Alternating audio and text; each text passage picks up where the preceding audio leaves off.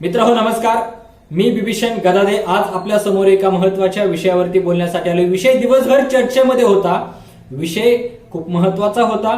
हेमांगी कवी यांनी केलेली पोस्ट, त्या पोस्टच्या अनुषंगाने उपस्थित झालेले मुद्दे। खरं तर हेमांगी कवी ह्या जरी एका अभिनेत्री असल्या तरी पण ते एक माणूस आहेत। त्यांचं वक्तव्य, त्यांनी काय बोलावं हा त्यांचा वैयक्तिक अधिकार आहे आणि महत्वाचं म्हणजे माणूस म्हणून त्यांना जे नैसर्गिक अधिकार दिलेले आहेत, माणूस म्हणून त्यांचं जे नैसर्गिक स्वातंत्र्य आहे, त्याबद्दल त्यांनी बोललेलं वक्तव्य, त्या अनुषंगाने उपस्थित झालेले मुद्दे, या दृष्टिकोनातून मी तुमच्याशी बोलणार आहे। खरं तर हेमांगी कवी यांनी उपस्थित केलेले मुद्दे योग्य आहेत की अयोग्य आहेत? त्यांनी स्त्री स्वातंत्र्याच्या दृष्टिकोनातून मांडणी केली की स्त्री स्वैराचाराच्या दृष्टिकोनातून मांडणी केली? समाजानं अशा विषयाचं स्वागत करावं की न करावं? समाजात या विषयाकडे कुठल्या दृष्टिकोनातून पाहिलं गेलं पाहिजे, याबाबत मी माझी भूमिका स्पष्टपणे तुमच्या पुढे मांडणार आहे। खरं तर मित्रांनो, सगळ्यात महत्वाची गोष्ट अशी आहे की हेमांगी कवी यांच्या दृष्टिकोनातून जो मुद्दा उपस्थित झालेला आहे, त्यांच्या माध्यमातून जो मुद्दा उपस्थित झालेला आहे, तो फक्त त्यांच्यापुरता आहे का की तो समस्त स्त्री जातीचा आहे, की समस्त स्त्री जातीला तसं वाटतं आणि त्याबद्दल पुरुषांची मानसिकता काय असली पाहिजे, याबद्दल मला जे काय तुम्हाला सांगायचे तोच प्रयत्न मी या व्हिडिओच्या माध्यमातून करणार आहे। दर्शक हो, एकदा एका मूर्तिकारापाशी आलेली व्यक्ती ही त्या मूर्तीकडे पाहत असताना छातीकडे पाहते आणि बराच वेळ त्या मूर्तीच्या छातीकडे पाहते। एका स्त्रीची मूर्ती त्या मूर्तिकारानं बनवलेली असते, तर त्या मूर्तीच्या छातीकडे बराच वेळ झालं ते व्यक्ती पाहते। खरं तर त्यावेळेस ती मूर्ती त्या व्यक्तीला म्हणते, अरे माणसा, तू जर दगडाकडे या दृष्टिकोनातून बघत असशील, तू दगडाच्या छातीकडे अशा पद्धतीने बघत असशील, तर तू माणसाकडे कुठल्या नजरेनं पाहत असशील?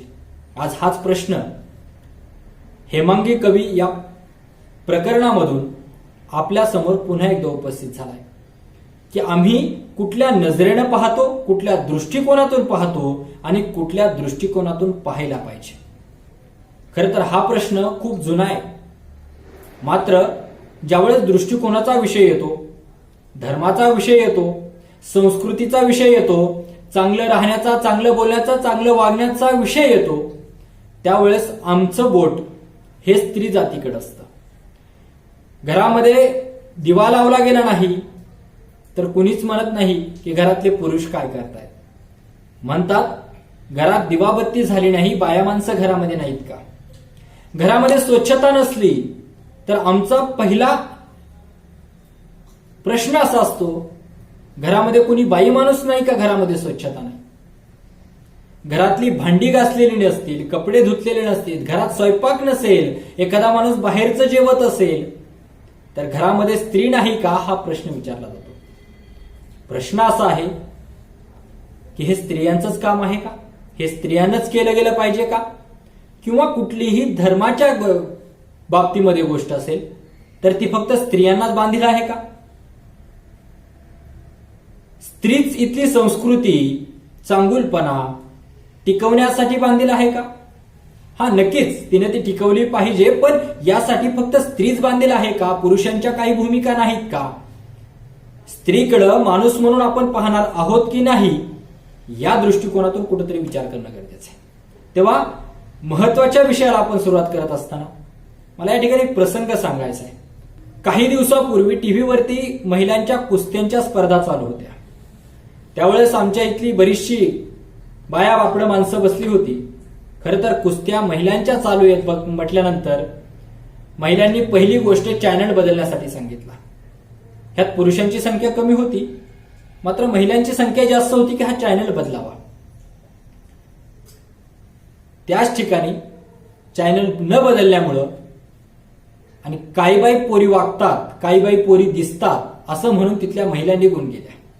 गेल्यानंतर पुरुषांनी जी चर्चा चालवली ती आपल्या इथल्या समाजातील मानसिकतेचं दर्शन घडवते। पुरुषांची चर्चा सुरू झाली, ती किती चांगली कुस्तीगीर आहे यापेक्षा तिच्या मांड्या कशा दिसतात, तिचा तो कसा दिसतो, वगैरे वगैरे वगैरे।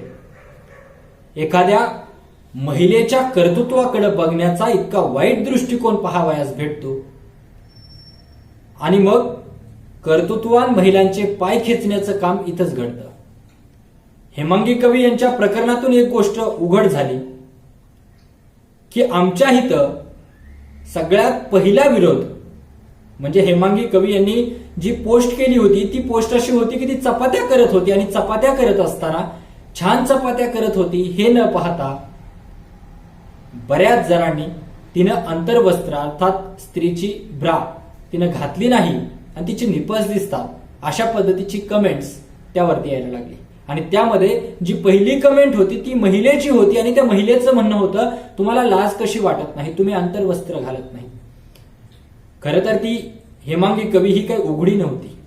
समाजात कुठलंही विभस्त दर्शन तिचं नव्हतं, कुठलीही वाईट गोष्ट ती करत नव्हती. मात्र आमच्या समाजातील बघण्याचा दृष्टिकोन यातून उघड होतो. महत्वाची गोष्ट मी प्रामुख्याने आणि जबाबदारपणे एक गोष्ट नमूद करेल. पहिल्यापासून आमच्या इथं स्त्रीची शत्रू, स्त्रीला पारतंत्र्यात डांबणारी ही पुरुष वर्ग नसून हा स्त्री वर्ग आहे हे प्रामुख्याने आणि जबाबदारपणे मला सांगायचंय. नवरा बायकोचं प्रेम तुम्हाला पाहायला भेटेल, बहीण भावाचं प्रेम तुम्हाला पाहायला भेटेल, आईचं मुलाचं प्रेम पाहायला भेटेल.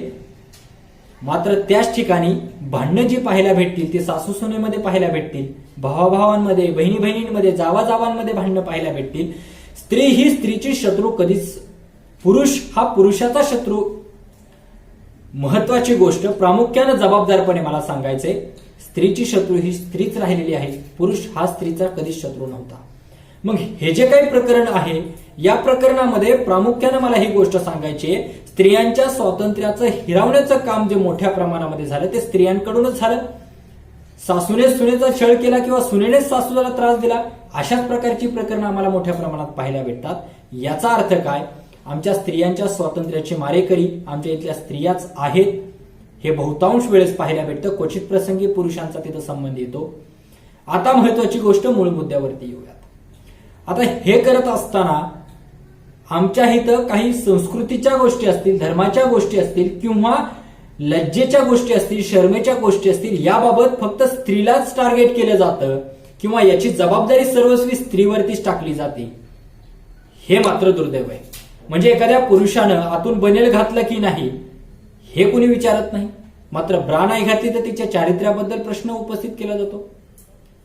एखादी स्त्री चांगला डान्स करत असेल तर आम्ही तिचा चांगला डान्स पाहण्याऐवजी डान्समध्ये तिच्या मांड्या कशा दिसत आहेत, तिची फिगर काय आहे यावरती आमच्या इथली तरुण पिढी किंवा आमच्या इथल्या स्त्रिया चर्चा करत असतील तर हे आमच्या इथल्या वाईट मानसिकतेचं दर्शन आहे. आता थोडंसं हेमांगी कवींच्याच पोस्टमधून थोडंसं पुढे जाऊया. त्याच पोस्टमध्ये अनेक मुलांच्या किंवा पुरुषांच्या कमेंट अशा होत्या, तुम्ही कसेही राहा, जर बलात्कार झाला तर ओरडू नका.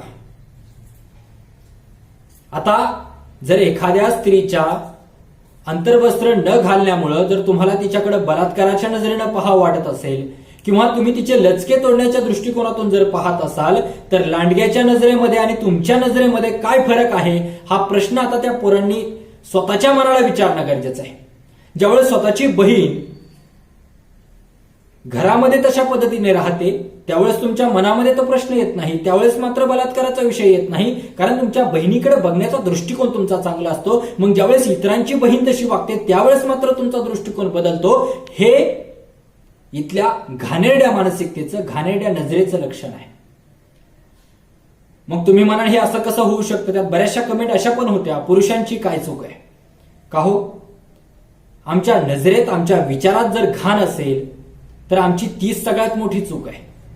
छत्रपती शिवाजी महाराजांच्या समोर ज्यावेळेस एक शत्रूची मुलगी उभी राहते, शत्रूची सून उभी राहते, त्यावेळेस छत्रपती शिवाजी महाराज म्हणतात, अशाच असते आमुच्या माता सुंदर रूपवती, तर आम्हीही झालो असतो सुंदर बदले छत्रपती. अर्थात अशी आमची आई असते. अर्थात दिसण्याच्या दृष्टिकोनातून जिजामाता चांगल्याच होत्या त्याबद्दल शंका नाही, मात्र परस्त्रीकडे पाहण्याचा दृष्टिकोन काय असावा याबाबत छत्रपती शिवाजी महाराजांनी या महाराष्ट्राला खूप चांगला विचार दिला आहे.